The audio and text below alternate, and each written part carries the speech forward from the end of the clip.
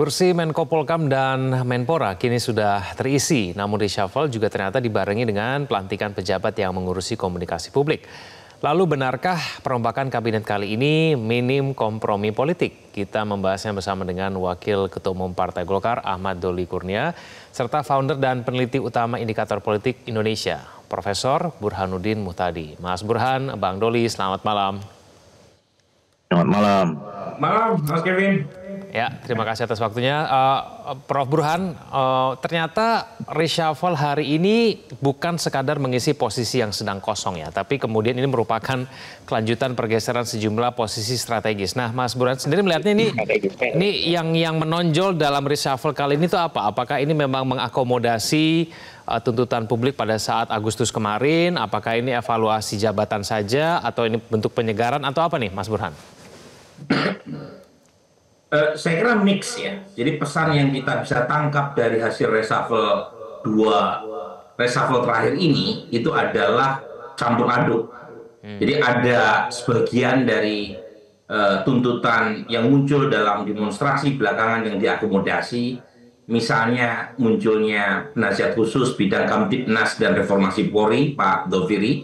Saya kira ini respon terkait dengan kejadian sebelumnya. Kemudian juga mix dalam pengertian bukan sekedar merespon isu terkait dengan tuntutan demokrasi, tapi juga konsolidasi kekuasaan.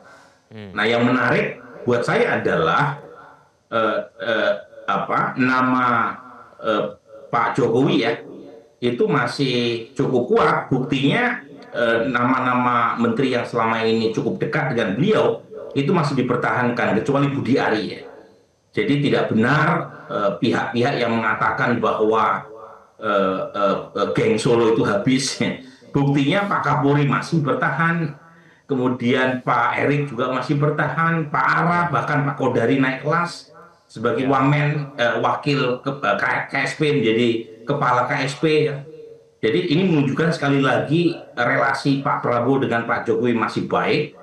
Tapi saat yang bersamaan, posisi Pak BG yang diganti oleh Pak Caniago itu ternyata tidak diganti oleh sosok yang dianggap dekat dengan PDI Perjuangan. Jadi ini mix sinyal yang kita bisa tangkap dari hasil reshuffle, tapi lagi-lagi kerja keras jelas ada di depan mata, terutama menteri-menteri yang terkait dengan bidang ekonomi. Kalau Bang Doli sendiri melihatnya bagaimana? Ternyata yang mengisi kursi Menpora bukan dari Partai Golkar, Bang Doli, meskipun Pak Bahlil sudah mengusulkan nama katanya dari Partai Golkar. Gimana Bang Doli? Ya, kami sih sebetulnya tidak berpretensi ya, kemudian tidak berharap siapapun yang mengisi di Menpora itu berasal dari Partai Golkar. Karena pertama itu adalah hak prerogatifnya Pak Presiden, dan saya kira Pak Presiden dalam menetapkan orang-orang yang mengisi pos-pos di kabinet yang baru ini adalah orang-orang yang tentu diharapkan bisa meningkatkan kinerja pemerintahan Pak Prabowo di masa-masa yang akan datang gitu. Nah, kalau dalam perspektif Partai Golkar tentu ketika kemarin Pak Mukhtarudin yang sudah dipercaya menjadi Menteri P2MI itu kan dalam konteks keseimbangan politik sebetulnya sudah memenuhi pertimbangan yang sangat baik ya oleh Pak Presiden ya. Artinya kalau selama ini kami diberi amanah ya, kader-kader kami berada di dalam 8 pos kementerian, ya sekarang ini masih tetap 8 pos kementerian gitu. Dan saya kira itu semua sudah melalui pembicaraan antara Pak Prabowo dengan Pak Bahlil sebagai Ketua Umum Partai Golkar. Baik, Mas Burhan, biasanya kalau reshuffle itu juga memperhitungkan tentang profil kandidat yang berasal dari partai politik mendukung pemerintah begitu. Kenapa kali ini tidak terlalu terlihat begitu nuansa politiknya ini? Gimana, Mas Burhan? Karena yang diganti secara umum tidak terafiliasi dengan partai-partai pendukung Pak Prabowo. Hanya satu nama ya, yaitu Dito Aryo Tejo, Menpora sebelumnya. Ya, kita tahu Pak Dito adalah kader Partai Golkar, tetapi pengganti Pak Karding itu adalah kader Partai Golkar, yaitu Mukhtarudin. Nah, sementara Karding, meskipun beliau adalah kader PKB, tetapi ketika menjadi Menteri Perlindungan Tenaga Kerja Migran itu masuk melalui jalur pintu lain, bukan melalui jalur PKB.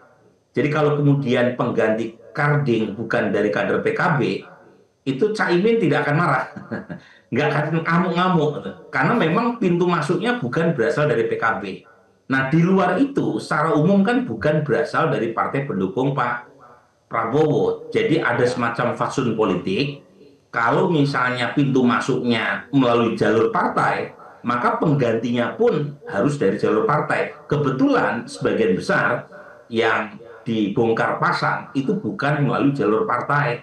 Dan itu yang menjelaskan mengapa aroma politik berkaitan dengan bongkar pasang kabinet itu tidak terlalu terasa dalam reshuffle kali ini. Kalau Bang Doli sendiri melihatnya bagaimana? Apakah dengan komposisi baru ini sebetulnya sudah bisa mengakomodir seluruh kepentingan partai politik, bisa kemudian membuat performa dari pemerintah juga lebih baik, begitu Bang Doli? Ya, saya kira kalau dalam perspektif soal keseimbangan politik ya, konsolidasi yang dilakukan oleh Pak Prabowo sebagai pimpinan koalisi juga selain presiden ya, baik itu di DPR maupun kemudian di kabinet, sejauh ini semakin solid ya, semakin terkonsolidasi, dan saya kira itu juga penting dibutuhkan untuk menjalankan program-program yang saya kira memang tantangan ke depan juga relatif tidak mudah gitu. Nah, yang kedua, kalau soal dari perspektif kinerja, ya saya yakin ya sepenuhnya kita berikan kepercayaan kepada Pak Prabowo bahwa penentuan atau penetapan orang-orang ini adalah orang-orang yang menurut pertimbangan Pak Prabowo adalah yang terbaik untuk dalam membantu peningkatan kinerja kabinet di masa-masa yang akan datang. Oke, baik, nanti usai jeda kita akan bahas mengenai bidang komunikasi dan keamanan yang tampaknya menjadi konsentrasi dari Pak Prabowo ketika melakukan reshuffle. Kita akan bahas itu usai jeda, pemirsa jangan kemana-mana, kami akan kembali.